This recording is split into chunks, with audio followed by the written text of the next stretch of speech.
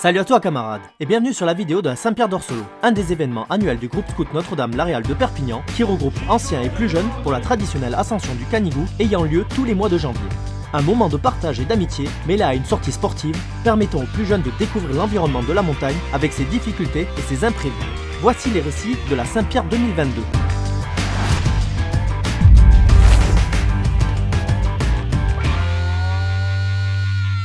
Tout commence à Prades, en bas de la vallée. Comment ça va les types? Ma foi, fort bien. Toi, ça fait longtemps que t'es pas venu à la Saint-Pierre, c'est ça? Non, 2 ans. Ah, 2 ans, ok. Moi j'ai juste loupé l'année dernière. Hein. Toi, l'année dernière. Toi, t'as été présent toutes les Saint-Pierre alors? Non, peut-être sans Victoriné. Ouais. Mais j'en ai peut-être loupé 2 dans ma vie. Ouf. Qu'est-ce qu'il râle encore lui là? Lui là. Voilà, on va marcher de nuit. On va marcher de nuit. On va marcher de nuit parce que regarde, Charlie il est pas prêt. Il a pris l'appareil photo. Ah, je suis pas le seul à me faire chier quoi, c'est bien. Bon, ici ça dit quoi? Ça prend les skis aussi. Ouais, moi je suis chaud. T'es chaud, t'es chaud de les porter hein. Moi aussi, ouais. Mais bon, il y en a quelques-uns en raquette encore.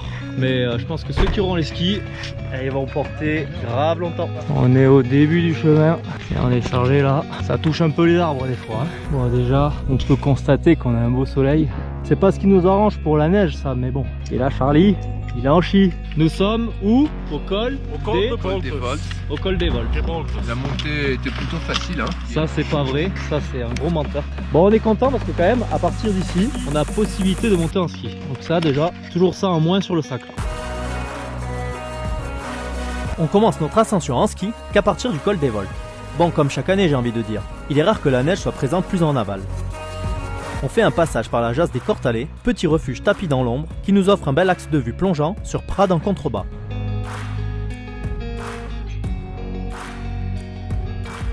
Bonsoir. Que la montagne. Bonsoir. Ah, on est le soir donc Arthur avait raison. Oui. Ouais, Le soleil est en train de se coucher. Parce qu'il est quelle heure là? Il est 18h tout rond. Oh, on a trop traîné. Et l'arrivée au refuge des Cortalets avec le Canigou là-haut. Deuxième arrivée, Arthur. Et ben voilà, on arrive au Cortalet. Voilà. Et on a déjà annoncé l'ambiance direct. Jean-Vicence, toujours présent avec la guitare. On pensait qu'il n'avait pas amené cette année. Belle surprise. Pourquoi regarder en arrière? Ce gauche tombe, tombe, tombe. Belle coule ce genre. Si je le tire au front, petit. Pour ceux qui sont arrivés, Ticket time! Salut aux nouveaux arrivants! Nous commençons les préparatifs du repas sur l'habituel registre musical de Jean-Vicence. Chef cuistot Arthur dit Elan Pondéré. Comment ça se passe ici? Et là, nous avons 2 bagages de belles dimensions. De belles dimensions effectivement. On a essayé de le couper là, bon, on va essayer comme ça. La cuisson bat son plein. Il est quelque chose ici qui nous rassemble dans l'ambiance d'un refuge quelque peu vétuste et qui nous met tous d'accord. La bonne bouffe reste à l'ordre du jour pour raviver les cœurs. Allez, allez. Ah, les anciens rigolent pas, hein. Ils ont le petit carnet et tout. Ce soir, il a depuis qu'on le visite. Les chants se poursuivent. Tandis que la nourriture finalise sa cuisson sur le petit poêle à bois, il est désormais temps de la relever pour déguster ses mets autour d'un bon rouge dont la provenance est bien évidemment locale. Ouais. C'est bon, ils sont là, allez, moi. Ils sont là. Allez, moi je suis allé me coucher. Hein. Allez, bonne nuit! Vous avez pas perdu ton frère? Non, putain, il galère parce qu'il galère. Le restant des collègues arrive, emportant avec eux la bonne humeur. Qu'est-ce qu'il a amené? Regardez-moi ça. Regardez-moi. Attention. Je vais vous faire un unpacking! Les types, ils ont pas fait ça là, ils ont pris ça, ils ont pris ça. Ils rigolent pas les types. On n'est pas là pour rigoler. Ils sont pas là pour être ici les types. On n'est pas là pour être ici. C'est exactement On est ça. là pour être là. Je vais vous montrer ce qu'il y a. Alors ça c'est ce qu'on appelle de la viande. De la viande, vas-y. Expliquez-nous un petit peu, pourquoi ce choix? Tout le monde ici est parti sur du magret canard. Voilà, c'est classique ça. C'est classique. Mais moi je me suis concerté avec mon frère. D'accord. Mon frère est là, qu'est-ce qu'on va faire? On va être originaux. Originaux? Qu'est-ce qui est original? Cuisse de canard. Suivez-moi les followers. On n'y voit rien. Mais attention. Regardez-moi ce qui se passe. Ouh! Là il y a de l'originalité, là il y a du produit, là il y a du terroir. Là. Bon, apparemment ça a été un choix entre frères, c'est ça? Absolument. Et toi JB, t'as pris quoi? Magret. La tradition du magret. Tradition du magret. C'est là quand même la tradition du Maghreb. Peu importe qu'il neige, qu'il fasse froid, au soft, qu'il n'y ait pas de barbecue, on prend un Maghreb, toujours. Se poursuivent les inévitables chants scouts, dont chacun fut à sa propre époque l'ambassadeur d'une transmission intergénérationnelle qui, pour preuve, perdure toujours à ce jour.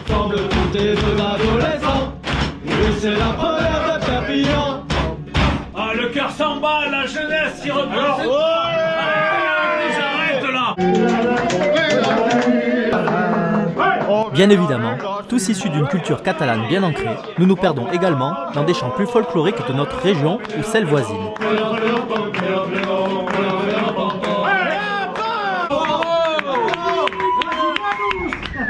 Cela se poursuit jusqu'à pas d'heure, tant que le vin ne vient pas à manquer. Bon ben nous sommes au lendemain de cette soirée, le réveil il est rude, il n'y a pas grand monde qui monte cette fois-ci, peut-être que pour certains la soirée hier était un peu trop rude, il est 7h moins le quart du matin et on entame l'approche vers la brèche. On est 4 à tenter la brèche cette fois-ci. Et eux ils l'ont chanté, ils ont fait un CD et c'est pas la même version non plus. Ah ils ont fait un CD carrément, putain on y voit dans la caméra. Le soleil commence à se lever un petit peu et on avance bien quand même hein. À mesure que nous approchons de la brèche d'Urier, le soleil vient éclairer nos pas et nous arrache de cette obscurité. Je suis arrivé au pied de la brèche est là. Je sais pas si on va au loin, les camarades qui sont en train d'arriver. C'est l'endroit où il faut chausser, il faut mettre les crampons et sortir le piolet. Donc c'est ce que je vais faire ça et ensuite le temps qu'ils arrivent, je vais faire une sieste. Je suis couché à 3h hier donc je suis éclaté.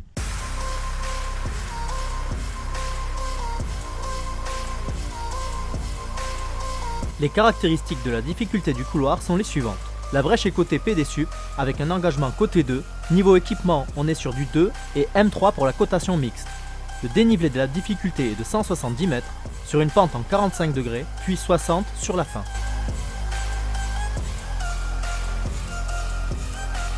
Sa première fois, mais il est là, il est présent et il y va. C'est bien ça. Si tu disposes de freinette coinceur, tu peux t'encorder, car la voie n'est équipée qu'à sa sortie d'un relais sur point. Regardez-moi ça, si on n'est pas bien. Ah ouais, génial.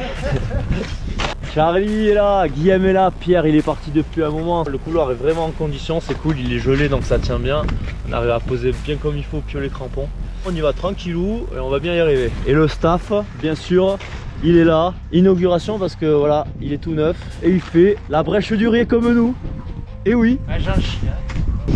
On va pas tarder à arriver à l'endroit où il y a le rocher. Quand c'est bien enneigé, on arrive à passer au-dessus.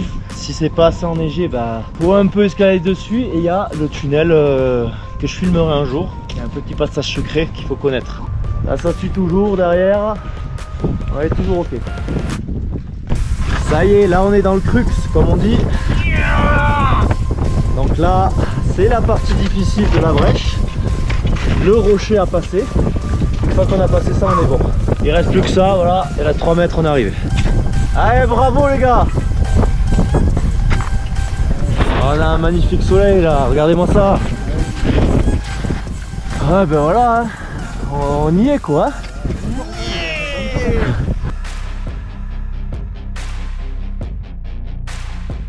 Le film un truc de galérique. Charlie Palmade, il est dans la place, il est là. Et voilà. Désormais sur la face sud-ouest, nous apercevons la croix au loin. Ah ouais, on voit bien la croix là. Ouais, je sais pas pourquoi il est pas. Et ça y est, hein, Pierre est dans le couloir. Il manque plus que ça et on est arrivé quoi. On voit le joli pilier qu'on connaît bien. Pour les autres, ils sont en bas là. Et le couloir final à 20-30 mètres de la croix.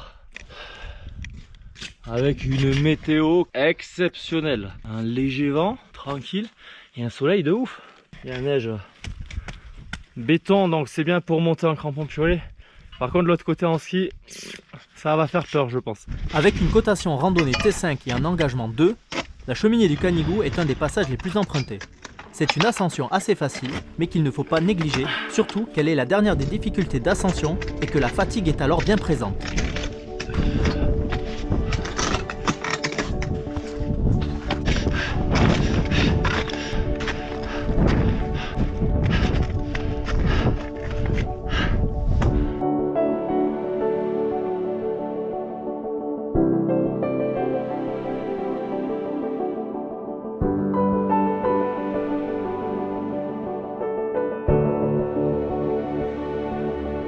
prend le temps de prendre quelques photos, le temps que les autres arrivent.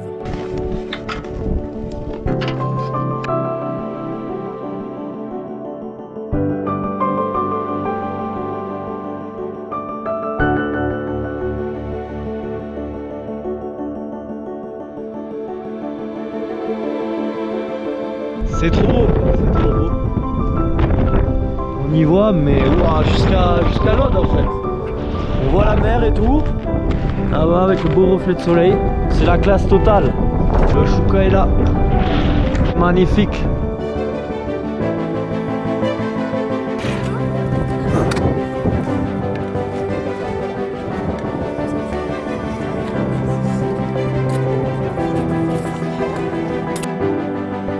La descente étant assez tendue avec ce verglas, je demande aux amis de ne pas descendre en ski. Je n'engage pour ma part que ma responsabilité personnelle. Je vais sortir de cette zone, je peux pas vous attendre là. Allez.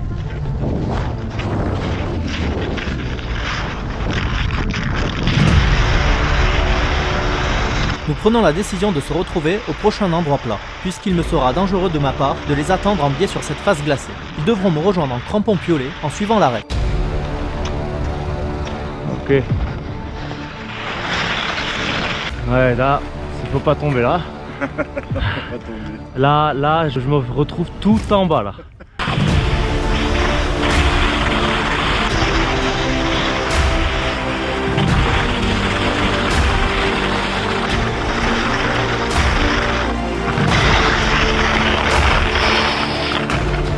Oh!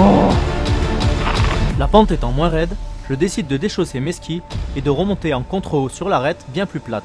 Cela me permettra de prendre le temps de filmer les alentours en les attendant.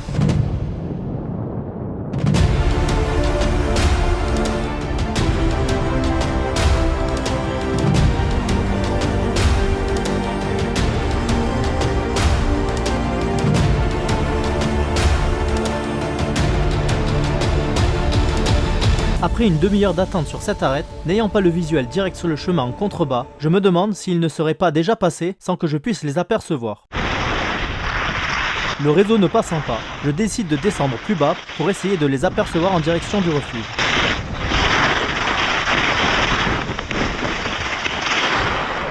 Mais je les ai attendus longtemps là-haut, je les voyais pas passer, j'étais beaucoup trop sur la crête et je me suis dit mais merde, ils sont passés ou pas? Étant désormais trop bas, je me dirige vers le refuge pour avoir du réseau et voir si les autres n'auraient pas des nouvelles. Mais nos amis restent injoignables. Nous savons que des cordées les précèdent. Nous attendons leur arrivée pour savoir s'ils ne les auraient pas aperçus.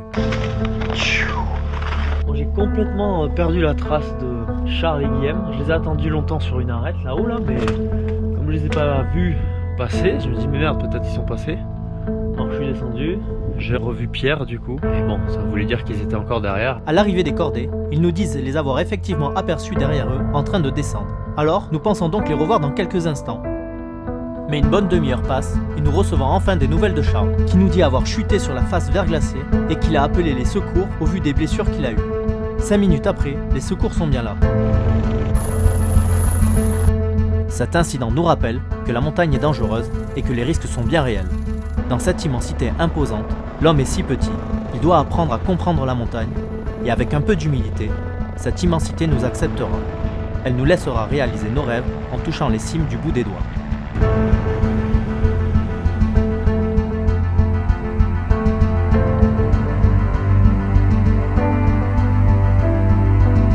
Nous sommes retournés sur le lieu de l'incident quelques semaines après, afin de tenter de retrouver l'un des skis perdus lors de la chute de mon ami. Nous avons par la même occasion renoué avec la montagne, en espérant qu'elle soit plus indulgente cette fois-ci. La prochaine vidéo sur la chaîne NVK Explore te montrera la réponse qu'elle nous a accordée.